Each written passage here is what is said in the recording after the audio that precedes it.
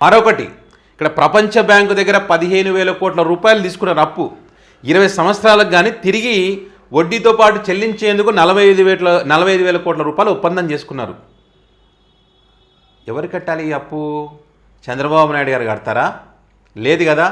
వారికి సపోర్ట్ చేసే మీడియా కడతదా? లేదు కదా.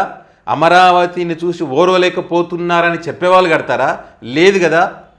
ఆంధ్రప్రదేశ్ ప్రజల నెత్తినే పడుతుంది. ప్రతి ఆంధ్రుడి నెత్తిన ఇది పడుతుంది. దీన్ని ఇదంతా సరే పక్కన పెట్టి కొంతమంది చెప్పేదాని ప్రకారమే లేదు అద్భుతంగా అప్పు చేసిన ఇంకోటి చేసిన అద్భుతమైన నిర్మాణాలు ఉంటాయంటే ఇక్కడ రాజధాని నిర్మాణానికి అభివృద్ధికి సంబంధం లేదన్నది మేధావులు చెప్తున్నటువంటి మాట.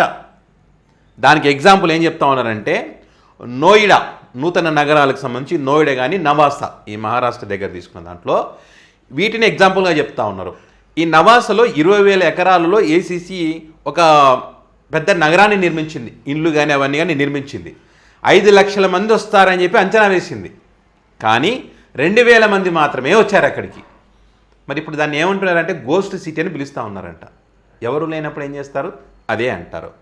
అండ్ నోయిడా లక్షలాది మందికి ఉపాధి కల్పించినటువంటి ప్రాంతం పెద్ద కానీ నగరంగా అభివృద్ధి చెందలేదు. ఎందుకంటే దాని పక్కనే ఢిల్లీ గజియాబాద్ ఇవి ఉన్నాయంట దాని పక్కన. సో ఇక్కడ ఉద్యోగాలు చేసే వాళ్ళంతా సాయంత్రానికి ఆ ట్రైన్లో ఆ ప్రాంతానికి తిరిగి ఇంటికి వెళ్ళిపోతారంట.